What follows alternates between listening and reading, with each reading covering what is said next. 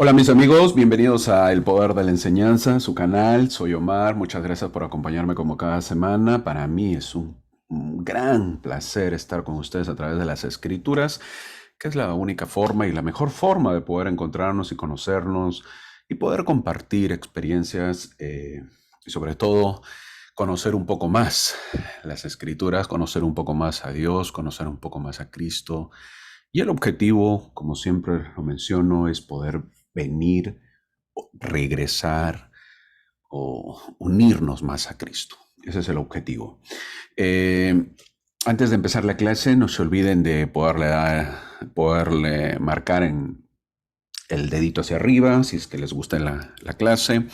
Asimismo, también poder suscribirse a través de la campanita para que puedan recibir cada semana estas clases y sea un recordatorio, así como si tienen algunas preguntas, no duden en hacérmelas a través, pueden escribir ahí sus preguntas y obviamente no les aseguro responder inmediatamente, pero trataré de poderles responder y de esa manera poder ir conociendo un poco más el Evangelio. Esta semana ya terminamos el mes de enero y empezamos febrero. El primer mes del año ya se va. Nos quedan 11 meses más de conocer este maravilloso libro que es el Nuevo Testamento, del manual Ven, sígueme. Veremos la clase el día de hoy, Mateo 4 y Lucas capítulo 4, versículo 5. Que casi Mateo 4 y Lucas 4 casi es lo mismo, casi son lo mismo. Así que, como siempre, vamos a tratar de coger los mismos versículos, los versículos más importantes o que nos puedan ayudar. El capítulo de hoy tiene como título El Espíritu del Señor está sobre mí. Wow. Tal como vemos en la lámina o en la diapositiva, eso lo dice Jesucristo, lo mencionó. El Espíritu del Señor está sobre mí, eso lo encontramos en Lucas capítulo 4, versículo 18, que dice, el Espíritu del Señor está sobre mí, por cuanto me ha ungido para dar buenas nuevas a los pobres, me ha enviado a sanar a los quebrantados de corazón, a pregonar libertad a los cautivos y vista a los ciegos, a poner en libertad a los oprimidos. Versículo 19, para entenderlo más este versículo, menciona y dice, a predicar el año agradable del Señor. Esto lo menciona Jesús cuando da inicio a su mesianazgo. Así se le llama mesianazgo. ¿Por qué? Porque es el Mesías. El Mesías empieza, a partir de ahí se cuenta, se podría decir, el trabajo que él realiza. Y eso lo hace en la sinagoga. Es importante verlo eso y saber cuándo empieza, porque ya no empieza a ser una vida privada, su vida privada no, sino empieza su vida pública por la que va a ser juzgado, por la que él debe ser juzgado y es el trabajo que él realiza y que va a rendir cuentas. También rinde cuentas, obviamente, pues ante el Padre. Vamos a empezar la clase. Es bastante material que hay el día de hoy. Como yo les dije al comienzo, tratamos de que, bueno, un solo versículo es para avanzar, abarcar mucho tiempo. Tratamos de hacerlo resumido, tratamos de no leer todos los versículos, espero que ustedes lo lean, yo los voy a mencionar. ¿Por qué? Porque si no se nos agota el tiempo. Entonces, yo voy a tratar algunos versículos para que ustedes mismos lo busquen o me puedan seguir a través de su lectura que ustedes tengan. Hoy es el tiempo del desierto, el tiempo de desierto, tiempo de tentación. Jesús acaba de compartir su vida, como vimos la clase pasada, con la nuestra en el bautismo, un pecador entre los pecadores, él se mezcla, un Jesús que no tiene ascos de experimentar lo más bajo del ser humano, de ser considerado pecador. Al bautizarse, al aceptar el bautismo, Jesús está aceptando que es un pecador cuando no lo es, pero para darle el ejemplo, se mezcla con los pecadores, con nosotros, aunque luego el Padre lo dejó bien claro, declarándolo su Hijo amado, ¿verdad? El predilecto, pues. Ahora Jesús, en esta clase que vamos a ver, Jesús quiere compartir la experiencia del pueblo de Dios, saliendo ¿de dónde? De la esclavitud. Dios toma la iniciativa, es Dios que lo lleva al desierto, es quien lo lleva al desierto y lo acompaña en su andar. Ahora es el Espíritu el que empuja a Jesús al desierto, eso lo vamos a ver en la clase del día de hoy. Es verdad que el libro de Marcos no veremos hoy, pero lo narra mejor lo que sucedió después del bautismo. El libro de Marcos no está en el manual, ¿verdad?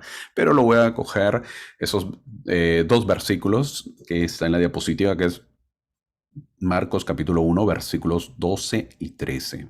Y dice: y luego el Espíritu le impulsó al desierto, y estuvo ahí en el desierto 40 días y era tentado por Satanás, y estaba con las fieras, y los ángeles le servían.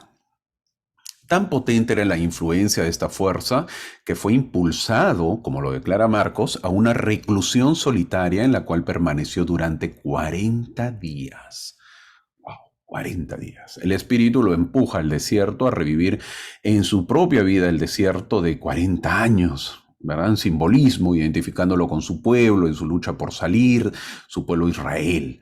El pueblo que tanto se quejó, ahora el autor de ello lo pondría a prueba y se fue al desierto a demostrar que sí se podía estar allí. Jesús va al desierto y está por 40 días. 40 días es más de un mes y 10 días. Es bastante, ¿no? Se menciona el 40 por ser significativo para los judíos. Los judíos estuvieron 40 años en el desierto, como ya lo sabemos, lo hemos visto en el Antiguo Testamento. Moisés ayunó también, por ejemplo, 40 días, igual que Elías también. Es un periodo de prueba, el cual pues simboliza el 40. Durante ese tiempo Satanás vendrá a tentarlo. Acá podemos ver esto, ¿no? A Moisés, esto lo podemos analizar y ver porque estas semejanzas, que a Moisés, que fue el dador del pacto, fue quien da el pacto. Elías fue el restaurador del pacto y ahora veremos a Jesús, que fue el cumplidor del pacto. ¿Qué pacto? Pues el pacto que hace Dios con el pueblo. Eso. Moisés fue quien lo dio, ¿no? A través de las leyes, de las tablas, de la ley de Moisés que da. Elías, ¿quién fue? El restaurador del pacto. Él restaura el pacto. ¿Por qué? Porque ya estaba destrozado, habían caído en apostasía. Y obviamente cuando viene Elías, el profeta Elías, en el Antiguo Testamento, él restaura. Y obviamente que Jesús viene a cumplir el pacto. ¿Por qué? Porque fue un pacto preparatorio. Entonces Jesús viene a cumplirlo. Ahora, la traducción de José Smith aclara el versículo de Mateo, por si acaso, porque de repente están leyendo Mateo, y explica que el Señor no fue al desierto para ser tentado, como dice Mateo, sino para estar con Dios. José Smith lo cambia, lo traduce, bueno, por revelación, ¿verdad? Lo corrige esa parte, lo cambia y dice que no fue para ser tentado. Obviamente, ¿verdad? Se entiende que no puede ser un hombre puro a buscar la tentación. Si no, menciona José Smith que fue para estar con Dios. Sin duda, su comunión con el Padre era tan sagrada que los detalles no podían incluirse en el registro, pues no está registrado eso, esa comunión que tuvo con el Padre. Fue visitado por el Padre en el desierto. ¿Por qué no? ¿Por qué no? Pregunta. ¿Ah? ¿Por qué no puede haber sido visitado por el Padre? Por supuesto que pudo haber sido visitado por el Padre. El hombre más santo del mundo recibiendo la visita del Padre. ¿Para qué? Obviamente para capacitarlo, ¿no? Es lo normal, un hombre santo y puro, siendo visitado por el Padre, donde quien lo declaró, pues mi hijo el amado, ¿verdad? Entonces, obviamente que fue visitado. En el versículo 13 de Marcos capítulo 1, que estamos viéndolo ahorita en la diapositiva, dice, estaba con las fieras.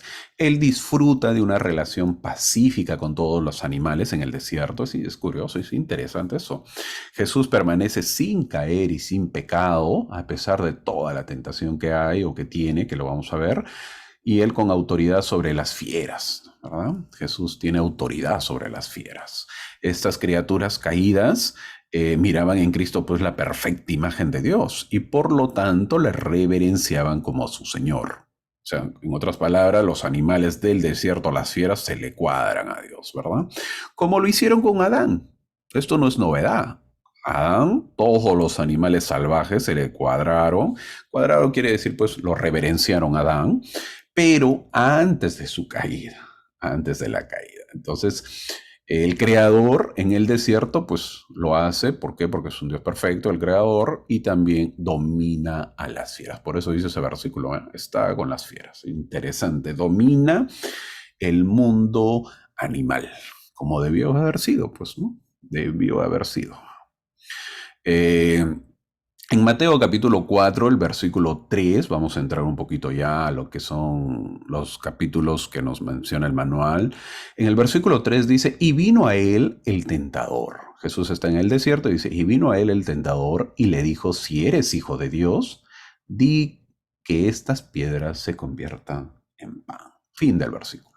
Las primeras tentaciones son para que Jesús dude que es hijo de Dios. Total, si eres hijo de Dios, eso es, esa es la pregunta, si eres hijo de Dios. Satanás también era hijo de Dios.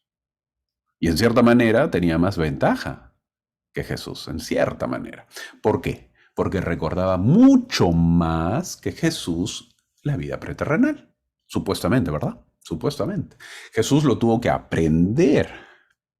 Obviamente, lo tuvo que aprender sus capacitaciones que él tuvo en su niñez, aprender de lo alto cómo era la vida preterrenal. Pero Satanás, quien también había estado en la vida preterrenal, lo recordaba pues vívidamente, ¿verdad? Porque él no pasó por el velo del olvido. Ahora, Jesús, si eres hijo de Dios, se repite en Mateo capítulo 27, versículo 40. Y eso lo vamos a ver después en alguna clase, porque se menciona cuando estaba en la cruz Jesús. Siempre el cuestionamiento es el mismo. Y ahí le dicen, ¿no? Si eres hijo de Dios, eres hijo de Dios. Y obviamente, pues, sálvate a ti mismo, le dicen, ¿no? Ahora lo que se deseaba es que dude, que su fe falte, que su fe se quiebre, que su fe se pierda, que su fe se extinga. Ese es el propósito de esa pregunta, si eres hijo de Dios. Ese es el objetivo de Satanás, la duda. Duda quién eres. Eso es lo que él quiere, que dudemos quiénes somos. Duda que eres hijo de Dios, le dice. Y a veces lo logra, muchísimas veces lo logra con nosotros, nos hace dudar, ¿verdad? ¿Soy un hijo de Dios o soy hijo solamente de mi papá y de mi mamá?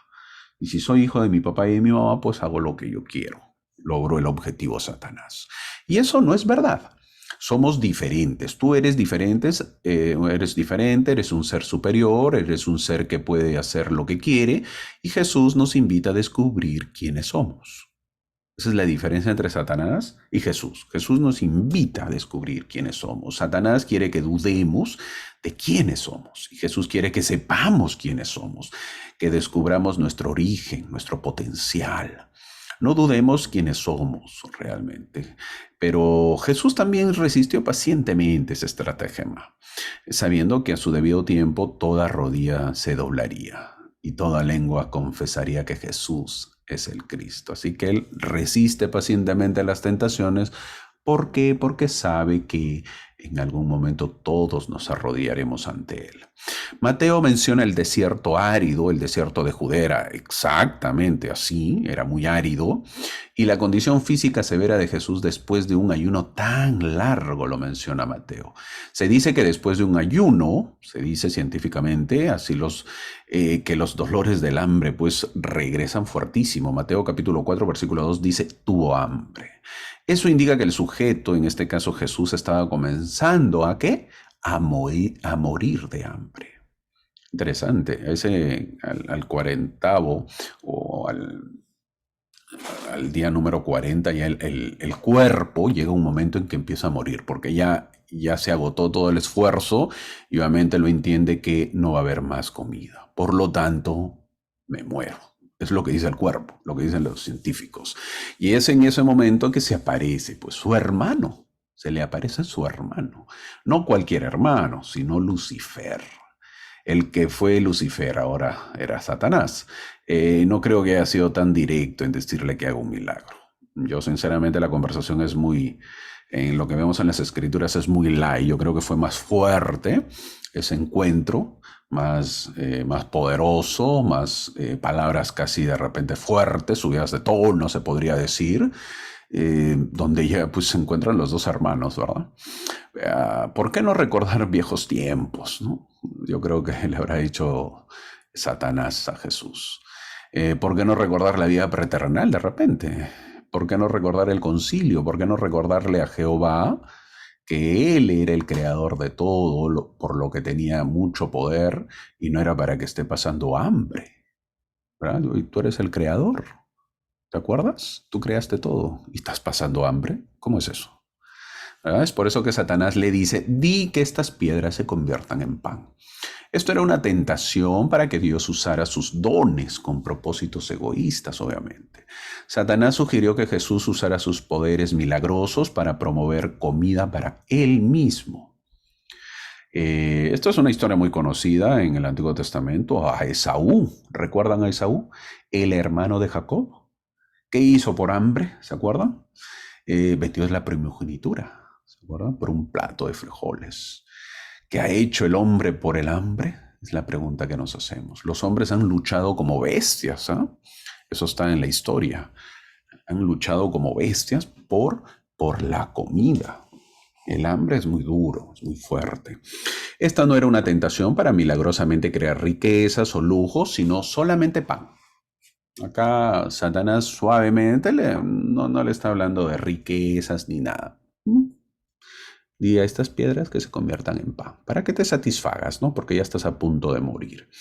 ¿Acaso no había hecho que Elías pueda hacer que la harina de la viuda no se extinga, por ejemplo? Eso ocurrió, ¿verdad? Un milagro grandísimo, que de la poquita harina que tuvo la viuda, pues todos los días aumentaba la harina y el aceite, ¿no? O sea, para Jesús hubiera sido totalmente fácil este milagro. ¿Acaso no hizo que Moisés dé de comer maná a su pueblo, por ejemplo? Todos los días aparecía maná afuera, ¿verdad? Milagrosamente. O las codornices que vinieron. Convertir las piedras en pan es una tentación visual, algo que se ve, un gusto visual, de darse un gusto. Es un apetito físico. Por supuesto que podía convertir las piedras en pan. En menos de 2 meses lo vamos a ver, bueno, en 2 meses del tiempo de Jesús, lo vamos a ver que convertiría pues el agua en vino en las bodas de Caná. Eso lo vamos a ver en la próxima clase. Y no mucho después, en 2 ocasiones separadas, multiplicaría los panes y los peces para que miles pudieran comer. Eso también lo vamos a ver, ¿no? La multiplicación de los panes y de los peces, ¿cómo lo hizo? Entonces, convertir las piedras en pan, sí lo podía hacer. Pero aquí Lucifer lo desafiaba a gloriarse de su divinidad, en su divinidad y a vender sus poderes para satisfacer su hambre. Le exigía que probara algo que no necesitaba prueba. Ese es el tema. Le exigía Satanás que probara algo que no necesitaba prueba. Claro que él podía. A ver, haz un milagro, le dice Satanás. Yo sé que no puedes. Es un milagro para ti mismo, hazlo. Eso es lo que le está tentando. Pero Jesús dice en Mateo capítulo 4, versículo 4, lo que está en la diapositiva, no solo de pan vivirá el hombre, sino de toda palabra que sale de la boca de Dios. ¿Y qué versículo cita Jesús? Nada menos que Deuteronomio capítulo 8, versículo 3. Pero voy a leerlo desde el versículo 2 de Deuteronomio capítulo 8. Deuteronomio capítulo 8, versículo 2 y 3 lo voy a leer para entenderlo muchísimo mejor. Porque esta confrontación es hermosa. Lo que hace Satanás y Jesús es muy bonito. En el libro de Deuteronomios, Jehová está hablando al pueblo de Israel lo que tendría que hacer. El versículo 2 dice lo siguiente: y te acordarás de todo el camino por donde te ha traído Jehová tu Dios estos 40 años en el desierto, para afligirte, para probarte, para saber lo que había en tu corazón, si habías de guardar o no sus mandamientos. Versículo 3 dice, y te afligió, y te hizo tener hambre, y te sustentó con maná, comida que no conocías tú ni tus padres la habían conocido, para hacerte saber que no solo de pan vivirá el hombre, mas de todo lo que sale de la boca de Jehová vivirá el hombre. Fin del versículo. Wow, poderosos versículos. Jehová le dijo a su pueblo que no olvide el camino que recorrieron, que les hizo pasar hambre para que entiendan que tenían que vivir de lo que sale de la boca de Jehová. Jesús demuestra que toda palabra que sale de la boca de Dios debería de ser más preciosa para nosotros que la misma comida. Ahora, lo que Satanás sugería tenía sentido. ¿Para qué morirte de hambre? Pero lo que escrito está tiene aún más sentido. El hambre representa lo que el humano desea, no lo que Dios desea. Es donde uno se pregunta, pero mi cuerpecito tiene hambre, pero tengo que cuidar mi cuerpecito. Es verdad, pero el espíritu es el que decide sobre la carne. El espíritu es el que manda la carne. Cualquier droga es apetecible, ¿verdad? Por eso es droga. Y el cuerpo lo pide, porque es carne. Pero el espíritu es el que decide. Satanás pedía milagros. Ese era lo que no entendía Satanás. Cristo no había venido para tener gloria, sino para gloria de su Padre. Y ahí la confusión, bueno, entre comillas confusión, o lo que quería hacer confundir Satanás a Jesús. Esta tentación todavía sigue vigente en la actualidad. ¿Cómo así? Esta tentación es que Dios solucione el hambre del mundo. ¿No es lo que escuchamos cada día? ¿Por qué Dios permite que la gente se muera de hambre? ¿Por qué Dios permite que no encontremos trabajo? ¿Por qué no progresamos en la vida? ¿No podía Dios dar de comer a los que sufren hambre? Claro que puede y quiere que no haya hambre en el mundo. En el Evangelio Dios no hace milagros para saciar su propia hambre. En cambio hace el milagro de la multiplicación de los panes. Además Dios quiere seguir haciendo esos milagros. Y no pensemos que no hace esos milagros. ¿Recuerdan lo que dijo a sus discípulos en la multiplicación de los panes? Eso lo vamos a ver en una clase posterior, pero adelantamos. En Mateo capítulo 14, versículo 16, estoy hablando de la multiplicación de los panes, dice lo siguiente: Jesús les dijo, no tienen necesidad de irse, porque los apóstoles o los discípulos le estaban diciendo, Señor, dile a la gente ya que se vaya, ¿no? Porque es hora de comer y no hay comida. Entonces Jesús les dice en el versículo 16, no tienen necesidad de irse, dadles vosotros de comer. Fin del versículo. Así dice, clarito el versículo. ¿Quién le tenía que dar de comer? Jesús le ordena a sus discípulos, dadle ustedes de comer. Bueno, luego al saber que los discípulos no tenían, les dijo, ¿cuántos panes tenéis? ¿Cuánto tienen? Traédmelos. Ahí está la respuesta.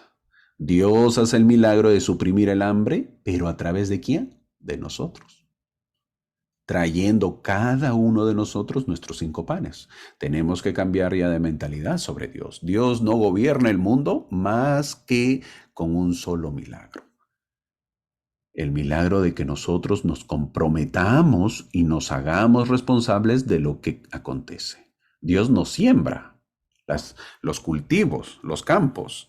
Dios no ciega los campos. Dios no almacena. Dios no acapara. Eso lo hacemos nosotros. Entonces, en la respuesta, cuando siempre se escucha y se dice que ¿por qué Dios permite que la gente se muera de hambre? Es por culpa de nosotros mismos.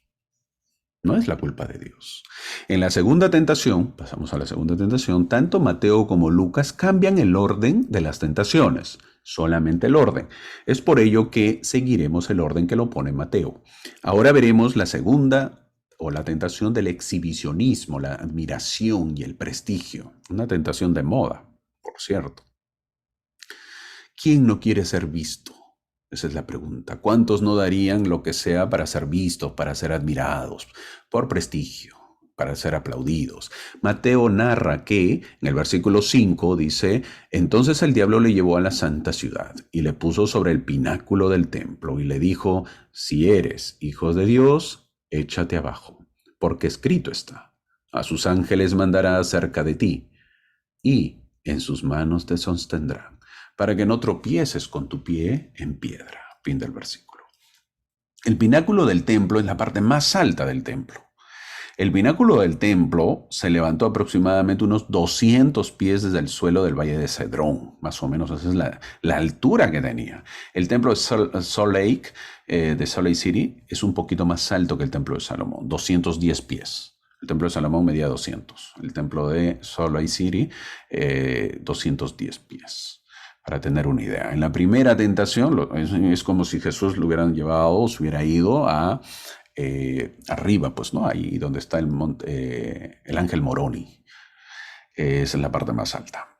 En la primera tentación, Jesús rápidamente reprende a Satanás con las escrituras, ¿verdad? Lo vimos. Ahora Satanás, en su astucia, cambia su enfoque de lo físico que le había pedido a lo espiritual tan rápido como el Salvador. ¿verdad? Jesús demuestra su sabiduría, dentro de su sabiduría responde con una escritura. Satanás, muy astuto, ¿qué hace? También le responde con eso, con una escritura. Porque y se vale de una escritura, ¿verdad? Para tentarlo. Eh, eh, Esa es la forma que actúa Satanás siempre. Cambia él, como lo hace el Salvador, y lo tienta en lo espiritual.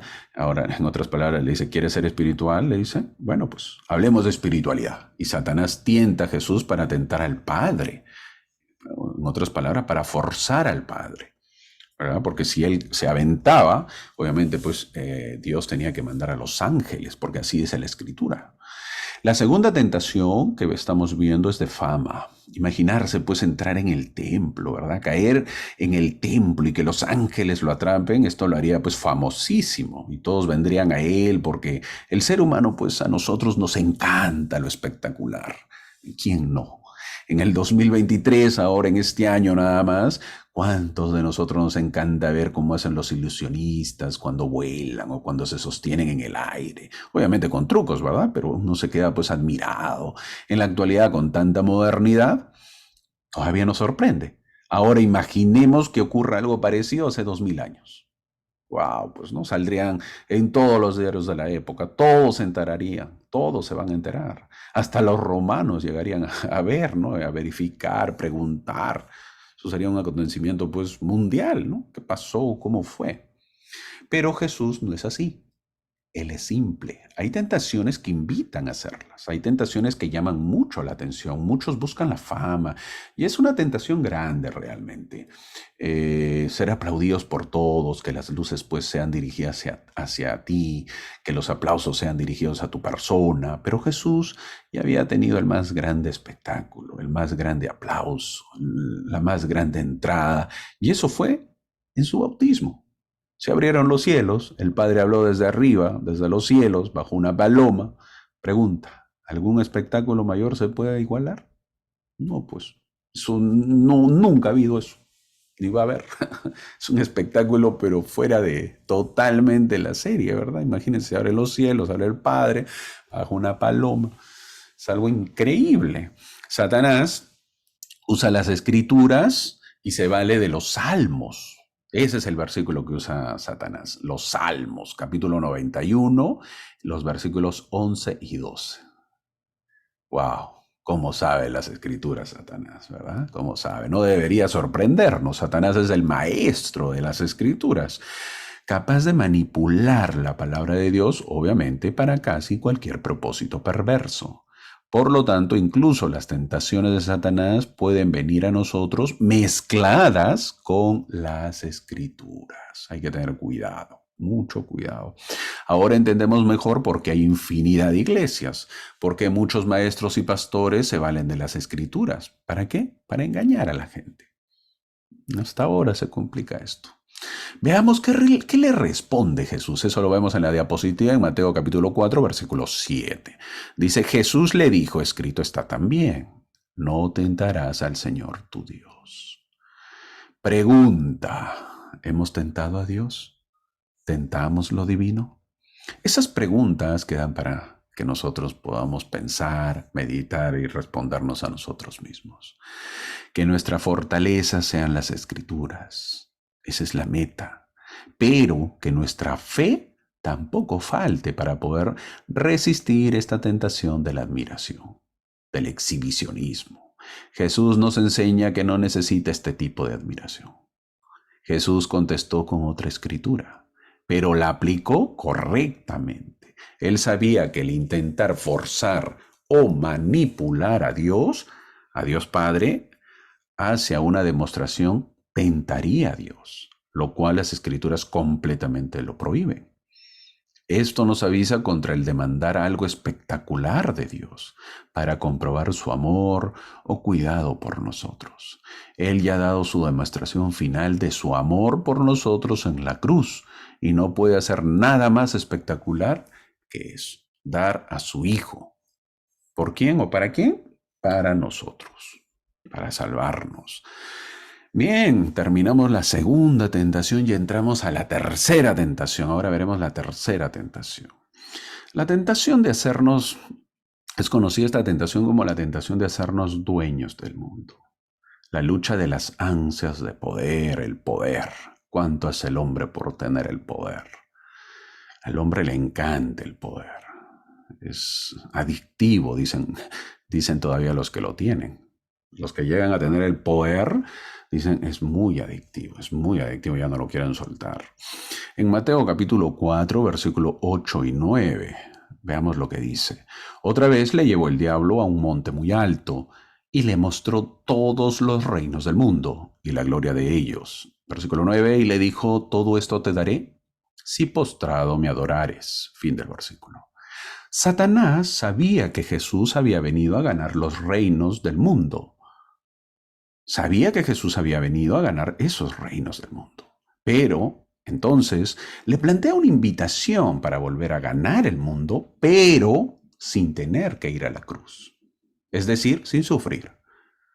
Tú de todas maneras vas a ganar los reinos, pero yo te ofrezco sin sufrir. Toma los reinos del mundo. Satanás simplemente le daría a Jesús si Jesús lo adoraría. ¿Cuántos de nosotros evitamos el sufrimiento? La propuesta no era mala, era muy buena. Ser el dueño del mundo, pero en lugar de ir a la cruz, con sufrimiento. Mejor te arrodillas, me adoras y yo te lo doy. ¿Cuál elegiríamos nosotros? ¿Sufrir o no sufrir? Veamos qué responde Jesús. Todo lo que tenía que hacer era darle a Satanás lo que él había querido desde que se cayó de lo glorioso a profano. Adoración y reconocimiento de parte de Dios mismo. Eso es lo que quería Satanás. Esto es una revelación del corazón de Satanás. La alabanza quería, el reconocimiento son mucho más preciosos que la posesión de los reinos del mundo y gloria.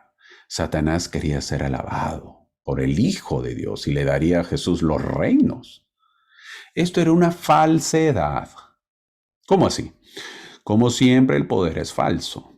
¿Qué hubiese pasado si Jesús, vamos a suponer que Jesús lo adoraba a Satanás? Satanás supuestamente le tendría que dar los reinos, ¿verdad? ¿Y qué hubiese pasado con Satanás? Simplemente sería el Dios de ¿quién? De Jesús. Es decir, no hubiese perdido los reinos. Seguiría siendo Satanás dueño de los reinos, pero teniendo a Jesús.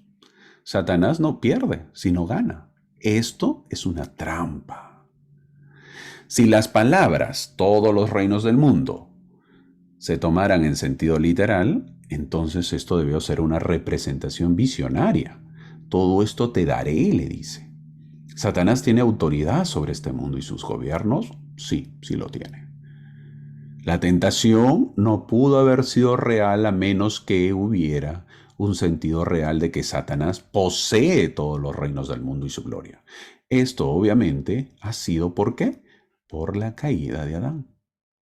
Adán y sus descendientes le dieron a Satanás su autoridad.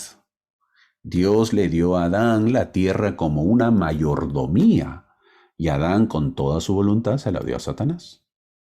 Después de todo, todos los descendientes de Adán dan su voto de aprobación por medio de su pecado personal. Cuando nosotros, cada vez que pecamos, lo que hacemos es que Satanás sea el dueño de este mundo. Por esta razón es que el mundo es el desorden que se habita. Ahora, en Mateo capítulo 4, versículo 10, vamos a ver que está en la diapositiva, vamos a ver cómo le responde Jesús. Entonces Jesús le dijo, vete, Satanás, porque escrito está, al Señor tu Dios adorarás y a Él solo servirás. Fin del versículo. Vete, Satanás, porque escrito está. Jesús respondió con la escritura de nuevo y le mandó a Satanás que se fuera. De la misma manera nosotros podemos resistir al diablo y huirá de vosotros. Funcionó para Jesús. El diablo entonces le dejó, dice el versículo 11, y funcionará para nosotros. La palabra de Dios tiene poder contra las tentaciones de Satanás. Las tentaciones de Jesús también nos recuerdan que no es pecado el ser tentado, siempre que la tentación sea resistida. Jesús fue tentado a adorar a Satanás, pero no son pecados si son resistidos. Jesús vence las tentaciones con las escrituras. Es decir, que debemos aplicar las escrituras a nuestros problemas, a nuestra vida diaria. Eso es el objetivo. Jesús y Satanás utilizan la Biblia.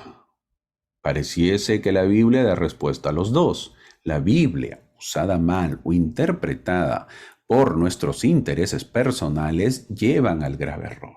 Es por eso que la Iglesia cuida muchísimo la doctrina y desea que llegue de esa manera a todos. ¿Cómo que llegue? Limpia y pura. En su bautismo Jesús se identifica con los pecadores y después se identifica al ser severamente tentado. Esto fue una parte necesaria de su ministerio, así que verdaderamente fue llevado por el Espíritu al desierto. Era un contraste remarcable con la gloria del bautismo de Jesús y el desafío en el desierto para ser tentado por Satanás. En ese entonces, en el bautizo, fueron las aguas del Jordán. Ahora, el desierto árido. En ese entonces habían multitudes enormes. Ahora, soledad y silencio. En ese entonces el Espíritu reposaba como una paloma. Ahora el Espíritu lo lleva al desierto. En ese entonces el Padre lo llama Hijo amado. Ahora el silbido de Satanás le dice, si eres hijo de Dios. En ese entonces ungido, ahora atacado. En ese entonces el agua del bautismo, ahora el fuego de la tentación. En ese entonces se abrieron los cielos, ahora se abre el infierno para ser tentado por Satanás. Jesús es tentado de todo aquello que lo puede desviar de los caminos de Dios. Aunque nosotros tenemos la tentación de sentirnos bien con nuestras esclavitudes, cada uno sabe qué esclavitudes Dios lo quiere sacar. Cada uno sabe que la esclavitud del pecado está maquillada de bondad y belleza. El pecado tiene mucho de maquillaje. Se presenta como algo bueno y termina destruyéndonos. El pecado se presenta como algo sabroso muchas veces y termina amargándonos el corazón. Jesús no necesitaba ser tentado para crecer, sino que Él soportó la tentación para poderse identificar con nosotros y para demostrar su carácter santo y sin pecado. En Mateo capítulo 4, versículo 8, dice, el diablo se lo lleva. Fin del versículo. Una vez más, debemos saber que la traducción del profeta José Smith corrige la redacción de los versículos 5 y 8 para reflejar la idea de que el diablo no se llevó a Jesús a ninguna parte. Aunque su intención era mala, el tentador estaba siguiendo a Cristo, no al revés. Cuánto ayuda, ¿verdad? La traducción de José Smith aclara mejor el panorama.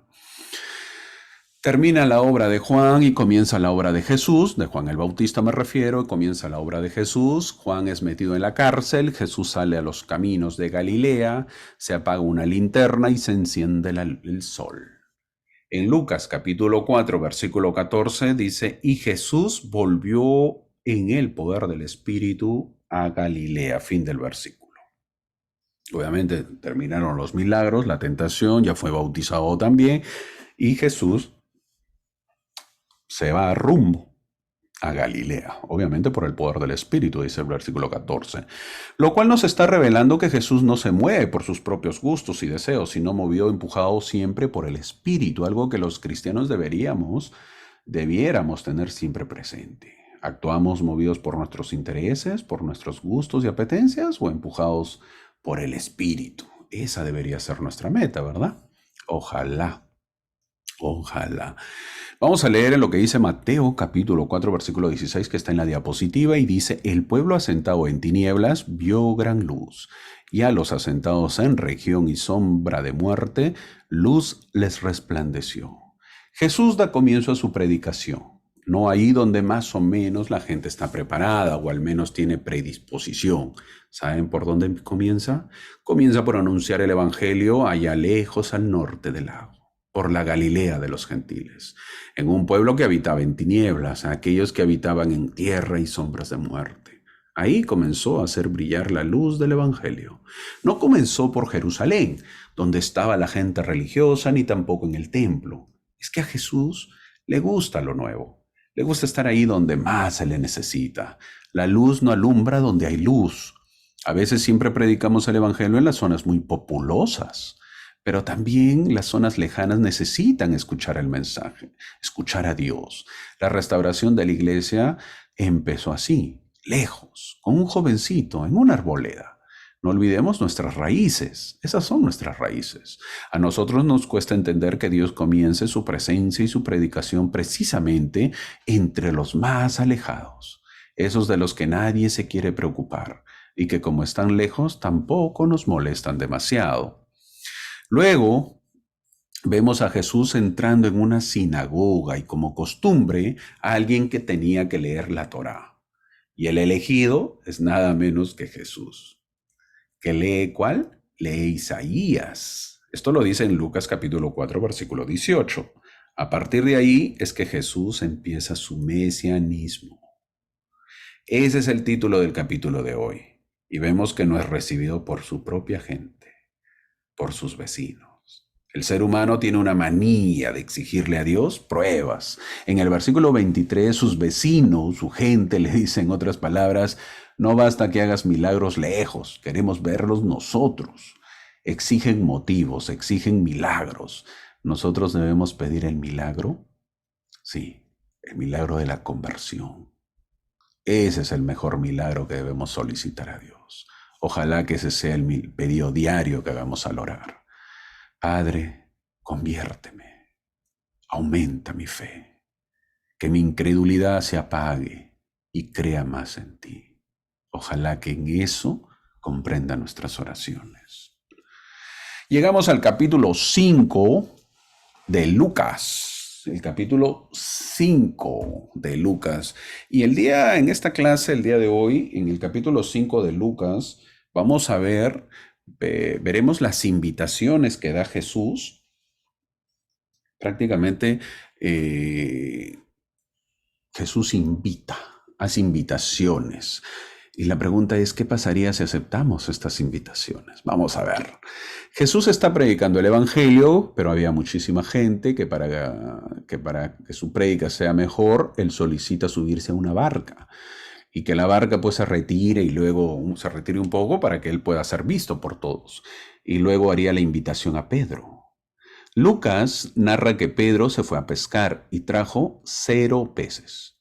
Ese día fue el peor día de su vida. Un gran pescador trayendo 0 peces. Imagínate pues el humor de Pedro. Y Pedro era de un carácter muy fuerte, según se narra. Así que ni imaginarnos, ¿verdad?, el humor que tenía Pedro. La primera invitación es que Pedro aleje su barco. Eso le dice Jesús. Esa es la primera invitación. Jesús le pide a un hombre que está molesto, debe haber estado molesto por haber salido a pescar, salir tan temprano, ensuciar, gastar su energía física, salir toda la noche y no haber pescado nada. Él se quiere ir a casa, pero Jesús le dice que antes que se vaya, un ratito, Pedro, quédate y aléjame tu barco. ¿Para qué? Para que yo pueda predicar. Imagínense el humor que él tenía, ¿no? Que Pedro tenía.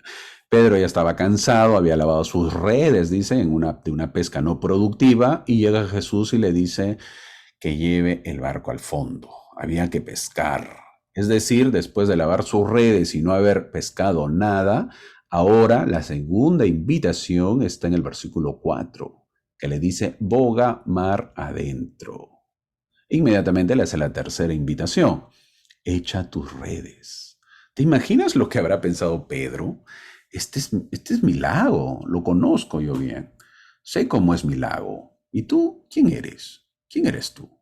¿Eres un pescador? Ups, sorry. Eres carpintero. ¿Un carpintero me dice que eche mis redes en mi lago? Estoy de mal humor no por haber pescado, por no haber pescado. He lavado mis redes, estoy cansado y ahora un carpintero me dice que eche mis redes. ¿Qué hubiésemos hecho nosotros?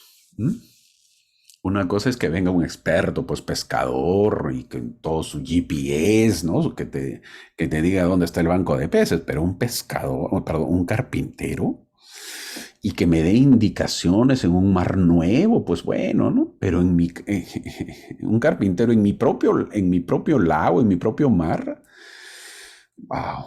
¿Y en mi mar yo, que lo conozco años? Pero Jesús es muy bueno. No fue tan brusco con Pedro. Fue de a pocos. Primero entró a su barca, luego le dijo que la retire un poco. Quizás ahí Pedro escuchó su mensaje y le gustó. Luego le dice que bogue mar adentro y luego le dice que eche sus redes. Estamos cansados. Toda la noche hemos echado las redes y ahora Pedro dice esto no va a funcionar. Y en el versículo 5 dice Pedro, pero en tu palabra echaré las redes.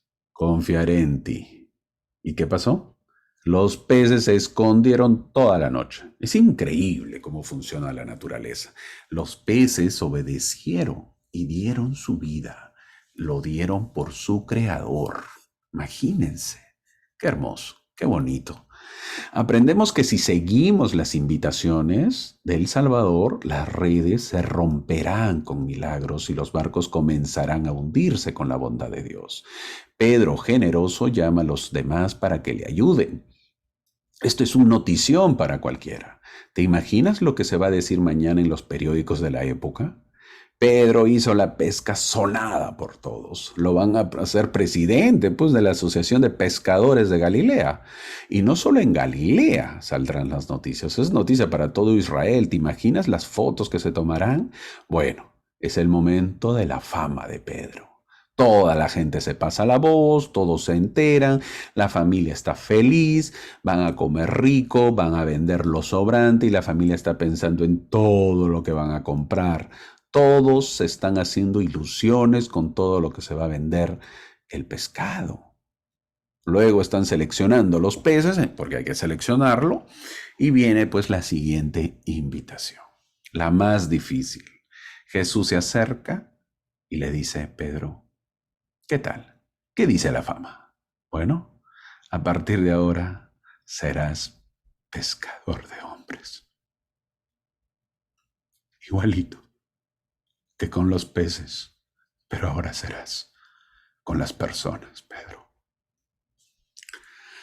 Eso lo vemos en Lucas, capítulo 5, versículo 10. Esa es la cuarta invitación. Y nos preguntamos, ¿por qué fue elegido Pedro? ¿Qué hubiésemos respondido nosotros en ese momento de fama? Hubo 4 invitaciones para Pedro en un día. ¿Qué hubiese pasado si la primera invitación hubiese sido la de ser un pescador de hombres? Después de un mal día, después de no haber pescado nada, ¿te imaginas el humor que tenía Pedro? Su carácter es muy impulsivo y es muy seguro que no estaba de buen humor. Imaginemos que se le acerque Jesús y le diga que sería pescador de hombres. Quizás instantáneamente lo dejaría. Quizás instantáneamente obedecería, porque no le iba bien siendo de pescador, después de una noche malísima. Pero eso no se deseaba. Jesús quería asegurarse de la conversión y que éste pase por la prueba de fuego.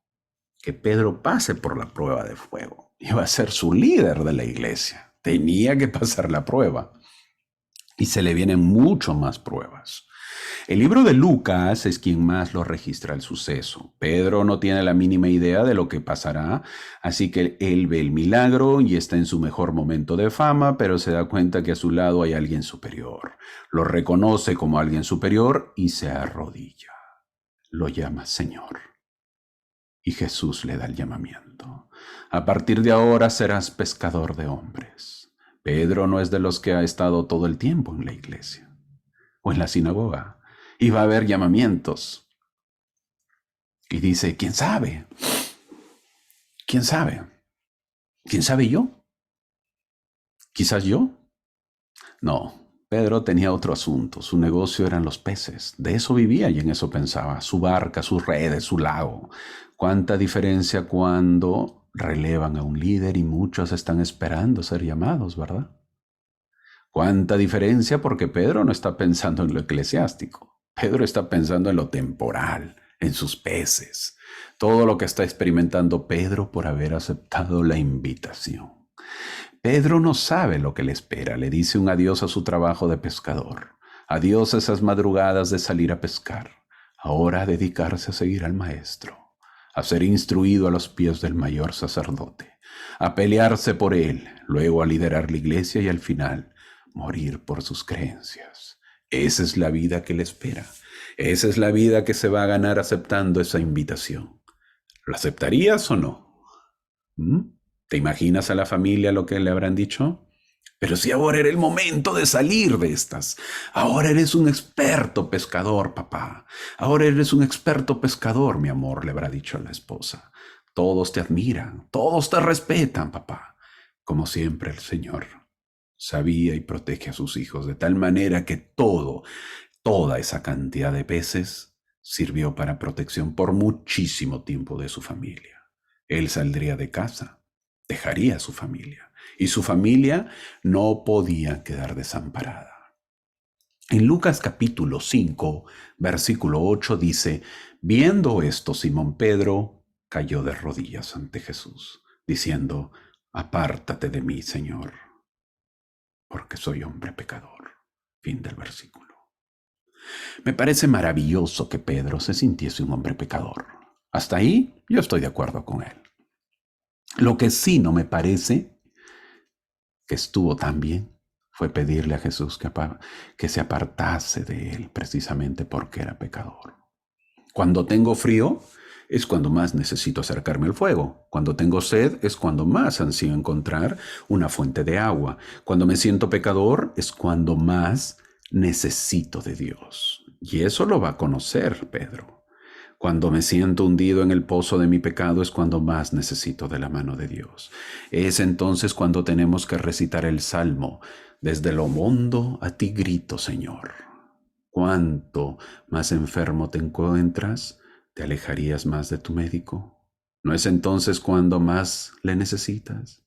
Aquí sucede lo mismo. Cuando peores nos sentimos, más deberíamos sentir la necesidad de Dios y la mano de Dios.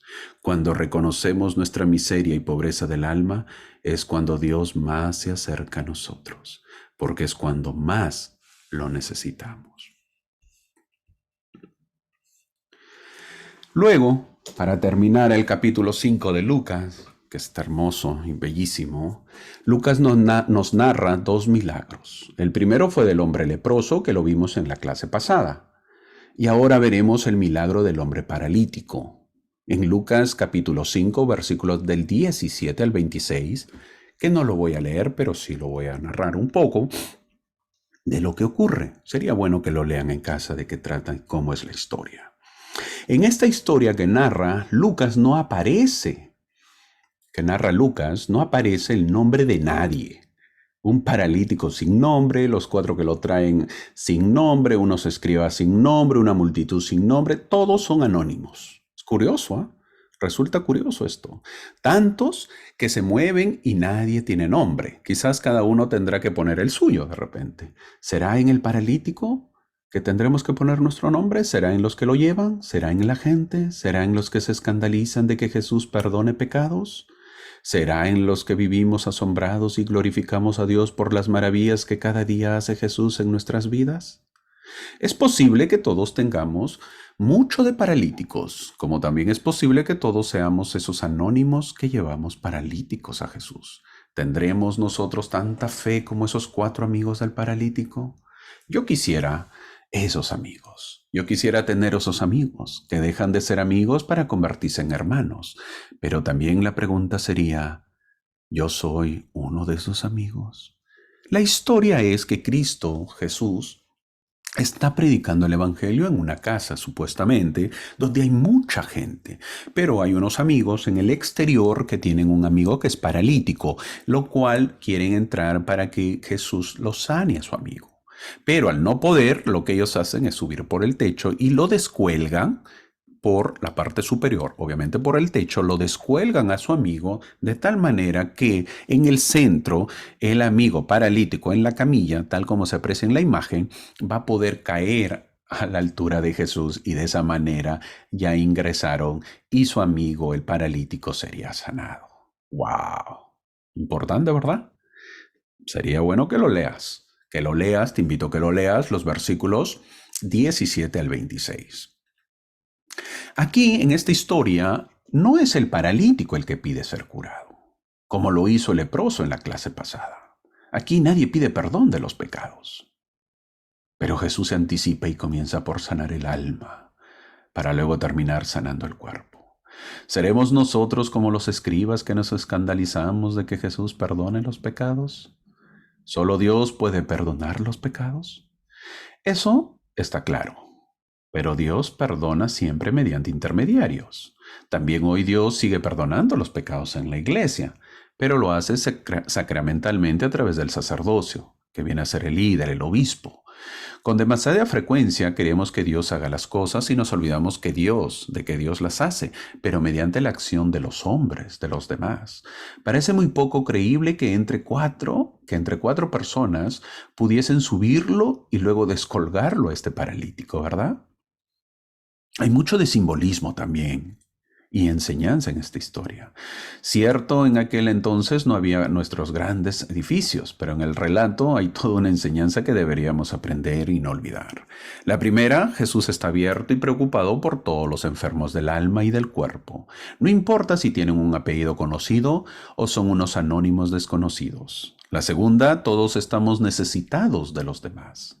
La fe de los demás no puede sernos indiferente porque, gracias a ella, Dios actúa en nosotros. La tercera, la fe es capaz de hacer verdaderas maravillas. La fe es creativa.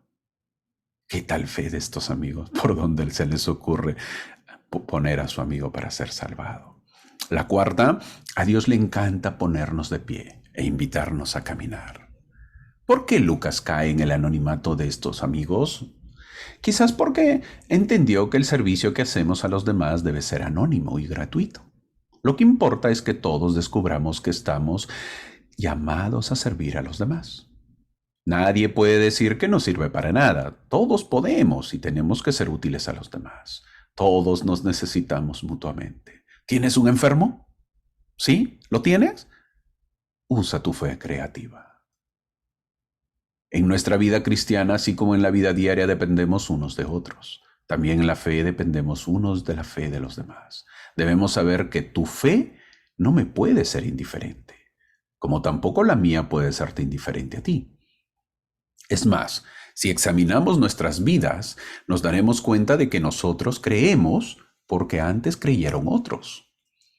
Cuanto más bella y hermosa sea tu fe, tanto me ayudará a mí a creer. Cuanto más grande sea mi fe, tanto más te ayudará a ti a creer también. Jesús lo cura por la fe de los cuatro que lo traía, dice el versículo. Para empezar, en la vida creyente, la fe de los demás también me sirve. Es cierto que soy yo quien tengo que creer, pero también la fe de los demás envuelve, ¿eh?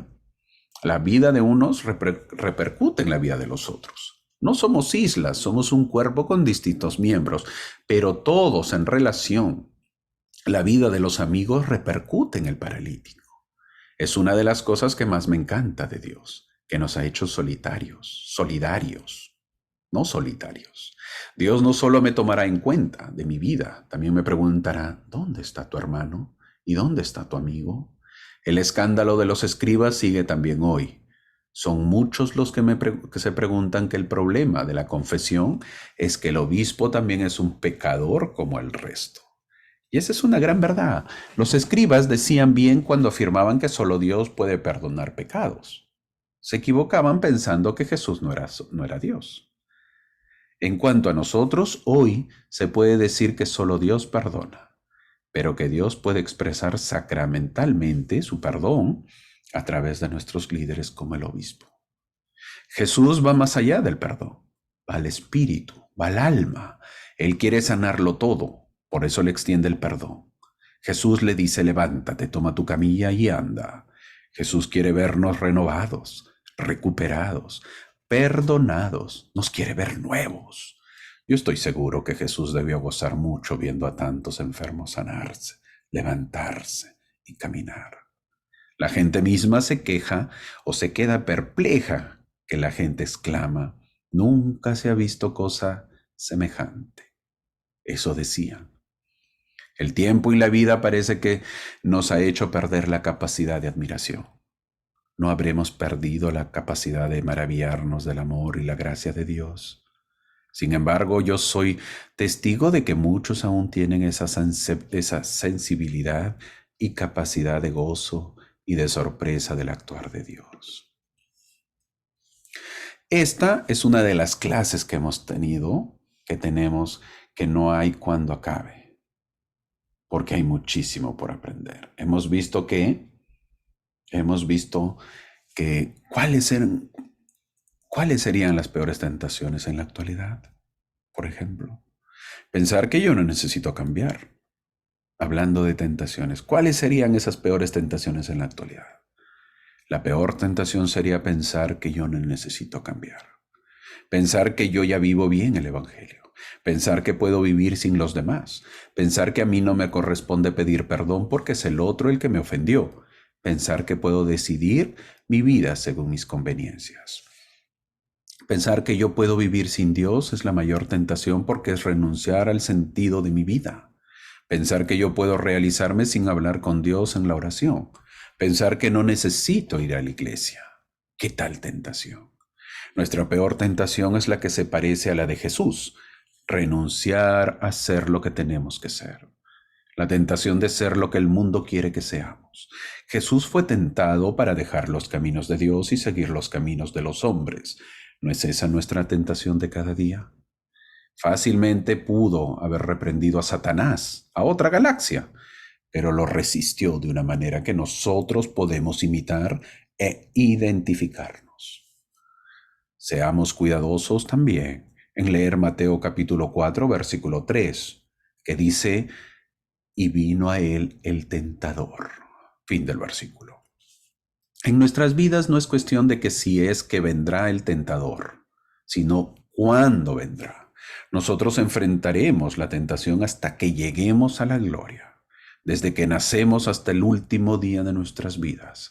Pero hagamos lo que hagamos, siempre seremos tentados. Dios tuvo un hijo sin pecado, pero nunca tuvo un hijo sin tentación. La tentación es algo certero para todos. Sin embargo, la tentación de Jesús fue más severa. Fue más severa porque fue tentado directamente por el diablo. Cuando por lo regular nosotros somos tentados por demonios menores.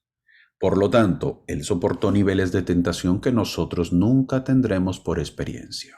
Eso es saber que él pasó por lo más terrible y es capaz de entendernos cuando pasamos dificultades. Luego vimos que Jesús, haciendo un resumen de la clase, luego vimos que Jesús empieza en Galilea y aprendemos que la iglesia está bien donde está, pero tendría que estar también donde no está.